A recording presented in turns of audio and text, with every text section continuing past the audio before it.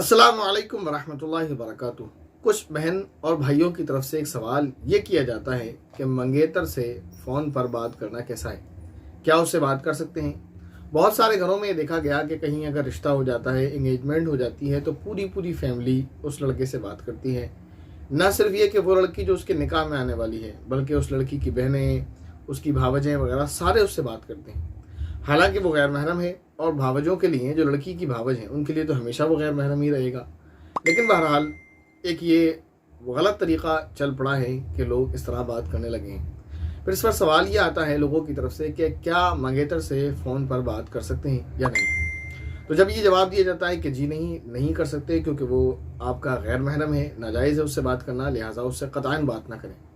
तो फिर लोगों की तरफ से बिला वजह की बातें आती हैं और उसमें यह कि साहब क्यों नहीं कर सकते, वो चंद दिनों के बाद तो उससे निकाह होने ही वाला है, क्या ख़राबी है कि उससे बात कर ली जाए। तो ख़राबियाँ क्या हैं? बहुत सारी हैं, उनमें से आज एक मैं आपको बताऊंगा इंशाल्लाह। तो फिर आपको बिल्कुल यकीन होगा कि किसी भी सूरत में बात नहीं करना चाहिए। ऐसा होता है ना, जब इस्लाम किसी चीज़ को मना करता है तो हमें वो समझ नहीं आती। हिकमत बताएं, रीज़न बताएं, लॉजिक बताएं। लेकिन जिस चीज़ से इस्लाम डराता है, जब वो पड़ जाती है तब समझ में आती है कि हाँ, कि काश बात मान ली जाती। बहरहाल बहुत सारी वजूहात हैं, जिनमें से एक वजह काफ़ी है हमारे लिए, क्योंकि हम मुसलमान हैं। अल्लाह के नबी सल्लल्लाहु अलैहि वसल्लम ने इससे मना फरमाया, अल्लाह ताला ने इससे मना फरमाया, बात ख़त्म है कि गैर महरम से इस तरह के ताल्लुकात नहीं रखना है। लेकिन बहरहाल लॉजिक चाहिए, रीज़न चाहिए, हिकमत चाहिए। तो लॉजिक और रीज़न और हिकमत एक आपके सामने है। एक वाक़या मैं आपको सुनाता हूँ, और मैं इससे पहले भी आपको एक वाक़या सुना चुका हूँ, और अभी फिर एक वाक़या जो आपको सुनाने वाला हूँ। ये वो वाक़यात हैं जो किसी अखबार से या किसी चैनल से कॉपी करके आपको नहीं सुनाए जा रहे, बल्कि ये वो वाक़यात हैं जो या तो अपनी आँखों से देखे गए या अपने कानों से सुने गए हैं, यानी मोतबर ज़राए से हम तक आने वाले हैं। क्योंकि बाज़ मरतबा अखबार के ज़रिए से और चैनल के ज़रिए से आने वाली खबर झूठी भी होती है। एक वाक़या पेश आया, एक लड़की जिसका रिश्ता हुआ, एंगेजमेंट हुई, सब कुछ ठीक ठाक चल रहा था। वो अपने मंगेतर से फ़ोन पर बात करने लगी, बात चलती रही, और उसके बाद मालूम है फिर क्या होता है। जब बात आगे बढ़ती है तो मुलाकात भी होती है, और फिर ये कि बस कहा ना जाए, वो लोग घूमने फिरने जाने लगे। बहाने से घर से वो बाज़ार जाती थी, लोगों को लगता है कि वो बाज़ार जा रही है। घर वाले भी इतनी छूट दे दिया करते हैं बेइंतहा, ये नुकसानदेह है। ऐसे ही नहीं मना किया है कि घर की बेटियों को, बहनों को गैर अपने किसी भी मर्द के साथ, यानी महरम के अलावा तन्हा अकेला इस तरह जाने ना दिया जाए। इसमें बहुत सारे नुकसानात हैं। एक नुकसान तो यही है कि अगर वो तन्हा जा रही है तो कोई उसे परेशान कर सकता है, अगर उसके साथ उसका कोई महरम नहीं है तो। अगर है तो जाहिर है वो उसको देख कर डरेगा और खौफ करेगा, उसको एकदम परेशान नहीं करेगा। दूसरा नुकसान ये है कि वो जो सामने आया, जो मैं आपको बता रहा हूँ, मुलाकात होने लगी और जो कुछ हुआ वो दोनों जानते हैं, अल्लाह जानता है, जो कि नहीं होना चाहिए था। बहरहाल कुछ दिन के बाद, जब शादी होने में 1 महीना तकरीबन रह गया था, हुआ ये कि वो किसी वजह से दोनों फैमिली में अनबन हो गई और रिश्ता ख़त्म हो गया। अब आप सोचें कि उस लड़की के ऊपर क्या बीत रही होगी और क्या गुजर रही होगी। और लड़के को तो कोई फ़र्क नहीं पड़ता, उसने तो एक बार भी नहीं कहा कि मेरी शादी वहाँ कराई जाए।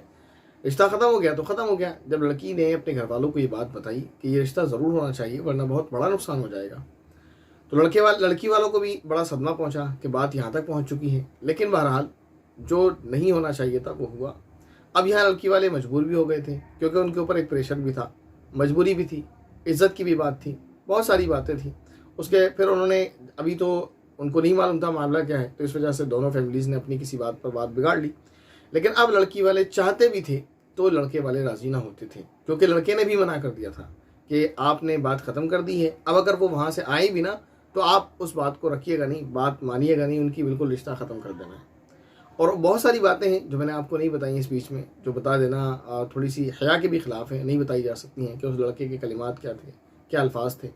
बस आप महसूस कर लें, समझ लें क्या बातें हुई होंगी।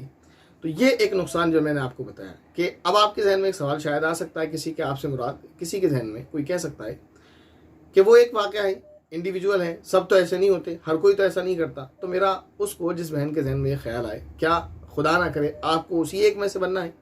कहीं खुदा ना करे वो आपके साथ ऐसा हो जाए फिर। इसलिए जिस चीज़ से अल्लाह और उसके रसूल ने मना किया है उससे बाज आ जाइए, वरना फिर इसमें बड़ा नुकसान है। हमारी वो बहनें जो हमें सुन रही हैं, यकीनन क्योंकि वो इस काम में मुलविस नहीं होती हैं, वो इन चीज़ों से महफूज रहती हैं। यकीनन क्यों कहा और क्यों के क्यों? इसलिए कि जो भी हमें सुनने वाले हैं, अक्सर वो उस फैमिली से ताल्लुक़ रखते हैं जो लोग दीनदार हैं, दीन को फॉलो करना चाहते हैं। जहाँ बेदीनी है तो वो यूट्यूब पर किसी आलिम दीन का चैनल क्यों सुनेंगे, वो फिर सीधे जाकर अपना यूट्यूब खोलते हैं, उसमें फ़न मस्ती मजाक हंसी मजाक ये देख कर ख़त्म हो जाते हैं। तो इसलिए इतना तो यकीन है कि जो भी यूट्यूब पर सर्च करता है किसी भी आलिम दीन के बयान को, उनके चैनल को सब्सक्राइब करके रखता है, उनको सुनना चाहता है, तो यकीनी तौर पर ये बात है कि उसको ज़ाहिर है जो भी किसी आलिम दीन को सुन रहा है तो उससे कोई रिश्तेदारी तो है नहीं। वजह यह है कि अल्लाह और रसूल का जो हुक्म है हमारी ज़िंदगी के लिए वो हमें मिल जाए, तो सिर्फ इस वजह से सुनते हैं। तो ये बात तो यकीन है कि हमारी जो सुनने वाली बहनें हैं, हमारी जो सुनने वाली फैमिलीज़ हैं, उनमें ऐसा नहीं है। लेकिन बाज़ औक़ात कभी कभी अनजाने में भी ऐसा हो जाता है, गलती की वजह से भी ऐसा हो जाता है। मुमकिन है ये ख्याल जहन में आ जाए कि चलें ठीक है, मना है, बुराई है, क्या है, चंद दिन बाद तो शादी हो ही जाएगी, 3 महीने बाद, 6 महीने बाद। तो लिहाजा अपने आप को महफूज बनाएं, अपनी इज़्ज़त और अपने ख़ानदान की इज़्ज़त की खुद हिफाजत करें और अल्लाह और रसूल के अहकामात को पाबंदी के साथ और मजबूती के साथ थामने वाले बने, उसमें कोताही ना करें, वरना दुनिया और आखिरत की रुसवाई ऐसे ही फिर सामने आती है जैसे मैंने आपको एक वाक़या सुनाया। अल्लाह ताला से दुआ है कि अल्लाह ताला हमें दुनिया और आखिरत दोनों जहान की ज़िल्लत और रुसवाई से महफूज फरमाए। आमीन। अस्सलामु अलैकुम व रहमतुल्लाहि व बरकातुहू।